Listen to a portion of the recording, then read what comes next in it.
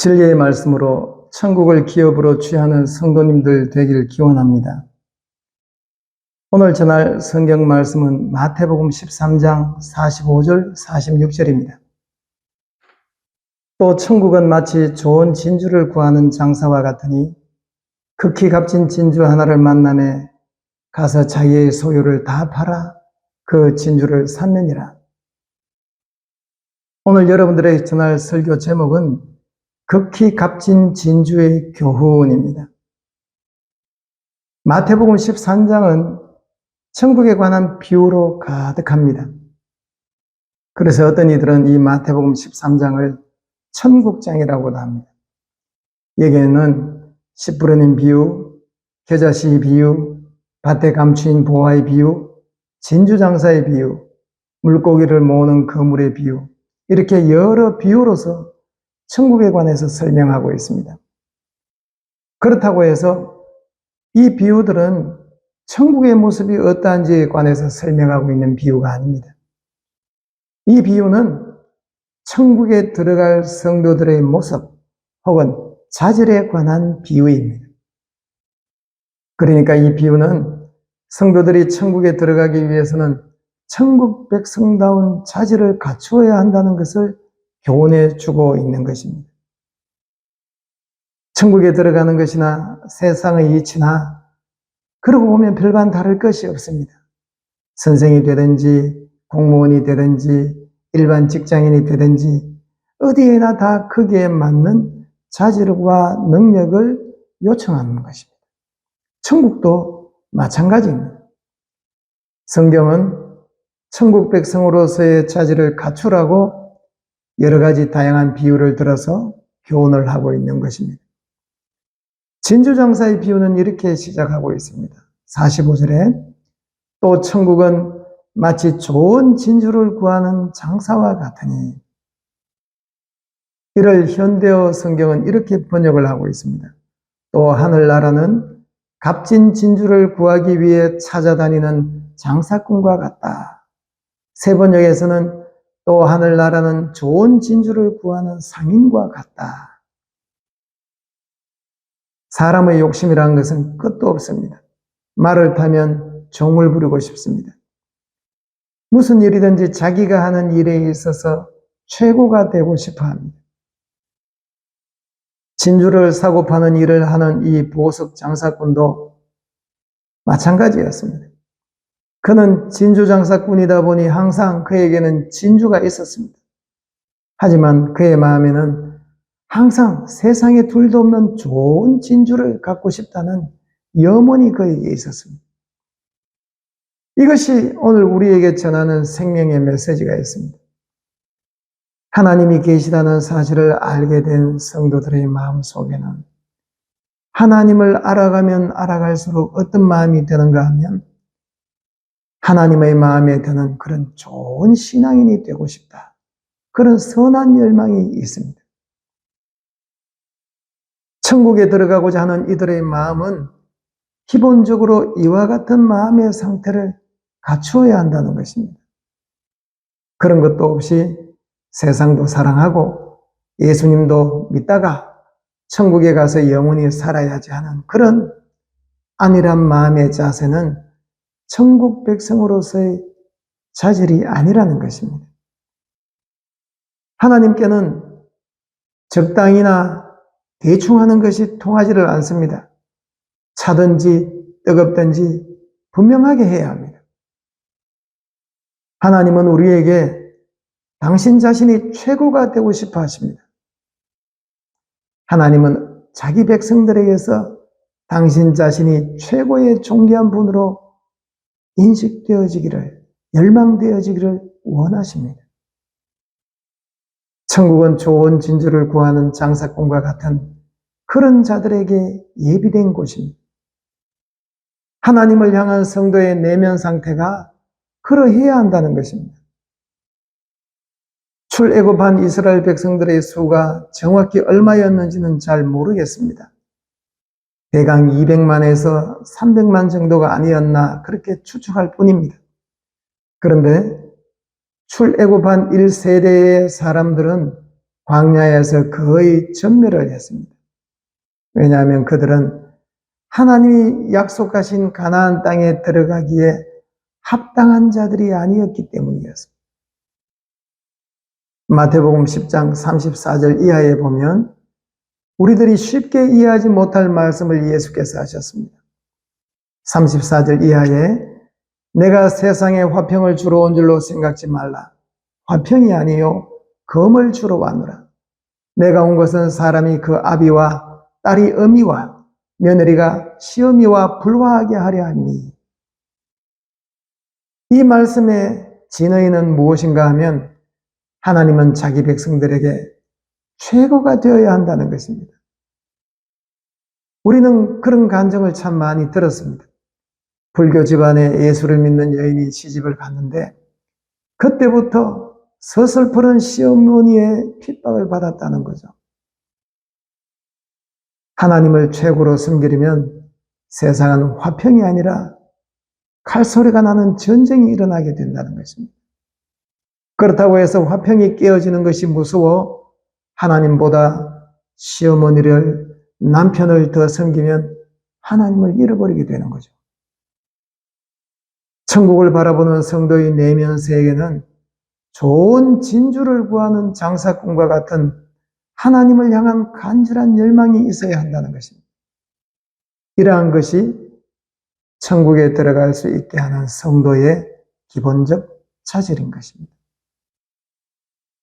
하나님이 나의 인생에 있어서 최고다, 최고야, 그래야 합니다. 그러한 기특한 마음으로 모든 성도들이 준비되어 있기를 주의 이름으로 축복합니다. 이렇게 하나님을 향한 열망을 갖게 되면 어떤 일이 일어날까요? 이것은 비밀이라고도 할 수 있는데 진주장사의 이유는 이렇게 알려주고 있습니다. 성도가 하나님을 향한 좋은 신앙심을 갖고자 할 때, 또 갖고 있을 때 바로 그런 자들이 극히 값진 진주를 만나게 된다는 것입니다. 이것은 당연한 일입니다. 잠언 8장 17절에 이렇게 기록하고 있습니다. 나를 사랑하는 자들이 나의 사랑을 입으며 나를 간절히 찾는 자가 나를 만날 것이라. 하나님이 자신의 인생의 최고가 되기를 열망하는 이들에게 하나님은 극히 값진 진주를 만나게 한다는 사실입니다. 그러나 진주장사의 비유에서 하나님이 우리에게 전하려는 더 중요한 교훈이 있습니다. 이 장사꾼이 극히 값진 진주를 발견하자 그는 놀랍도록 결단력 있는 사람으로 바뀌었다는 사실입니다. 46절에 이렇게 설명하고 있습니다. 극히 값진 진주 하나를 만남에 가서 자기 소유를 다 팔아 그 진주를 샀느니라.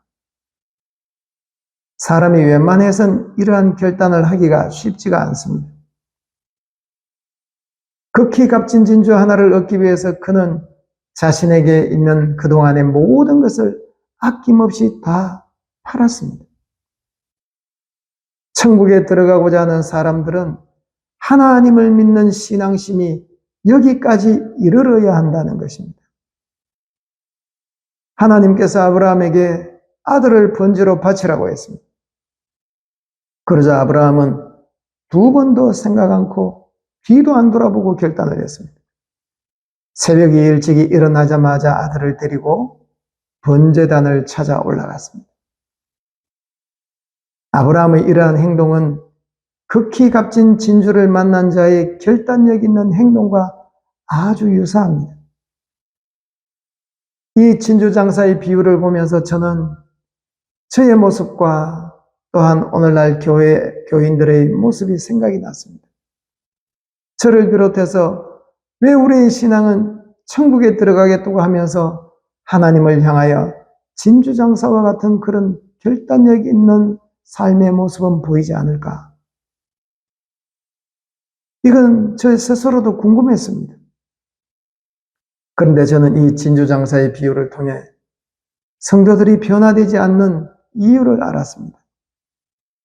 사람은 다 거기서 거기입니다. 그러나 어떤 이는 하나님을 향하여 자신의 모든 것을 내려놓을 수 있을 정도로 놀랍도록 변화되는가 하면, 그러나 평생을 예수를 믿어도 조금의 변화도 없는 이들이 있습니다. 더 굳어지고 더 완악해지는 이들도 있습니다. 이런 차이가 왜 나는가 하는 것은 그 사람의 타고난 자질의 문제가 아니라 그 사람이 극히 값진 진주를 발견했는가 발견하지 못했는가 하는 것으로 드러난다는 사실입니다.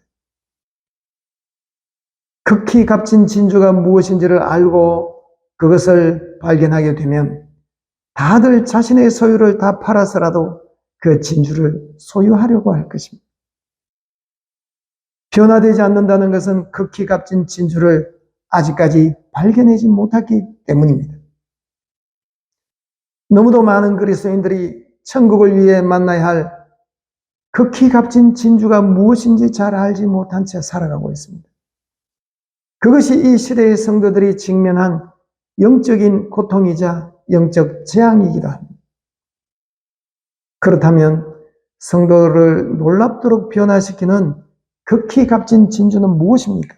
예수입니까? 그러나 그렇게 두루뭉실하게 이야기를 하면 극히 값진 진주는 영원히 발견할 수가 없습니다. 성도가 천국에 합당한 자로서 진주장사와 같이 하나님을 향하여 놀랍도록 결단하고 변화하게 되는 것은 하나님의 진리의 말씀이 제대로 깨달아질 때입니다. 하나님의 말씀이 깨달아질 때의 성도는 천국에 합당한 자로 놀랍도록 변화되어진다는 것입니다. 그러나 성경의 말씀이 깨달아진다고 해서 모든 말씀이 다 성도를 이렇게 놀랍도록 변화시키는 것은 아닙니다. 자신이 가졌던 모든 부활을 다 내어줄 정도로 자신을 변화시키는 진리의 말씀은 구별되어 있습니다. 극히 값진 진주와 같은 진리의 말씀은 어디에 있으며 또 어떤 말씀입니까? 성경을 통해 우리에게 계시되고 있는 극히 값진 진주는 에덴 동산에 있다고 알려주고 있습니다. 창세기 2장 10절 이하에 이렇게 기록하고 있습니다. 강이 에덴에서 발원하여 동산을 적시고 내 근원이 되었으니 첫째의 이름은 비손이라. 금이 있는 하윌라 온 땅에 둘렸으며 그 땅의 금은 정금이요 그곳에는 베들리엄과 호마노도 있으며. 성경은 그곳은 땅덩어리가 자체가 금덩어리였다고 합니다. 그리고 그곳에서 나는 금은 품질도 좋은 정금이었습니다.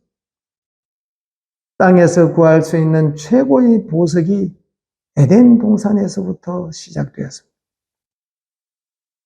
이것이 오늘날 우리 그리스도인들에게 말해주는 영적인 비밀이 있습니다.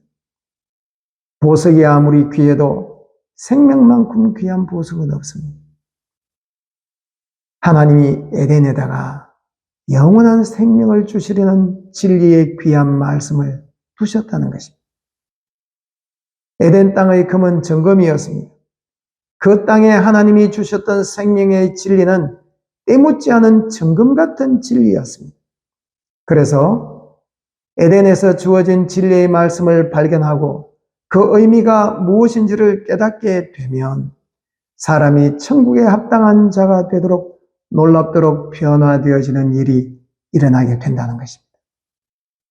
그 진리의 말씀이 무엇인가 하면 선악을 알게 하는 나무의 실과로 하나님과 아담이 맺었던 언약의 말씀이었습니다. 이 언약의 말씀이 어떤 의미인지를 올바로 깨닫게 되면 극히 값진 진주를 만났던 그 장사꾼 같이 성도는 천국의 백성답게 변화되어진다는 것입니다.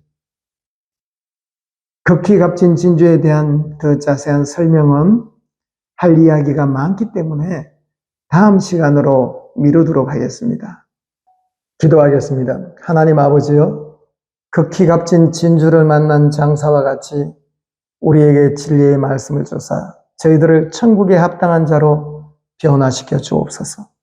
우리 주 예수 그리스도의 이름으로 기도드립니다. 아멘.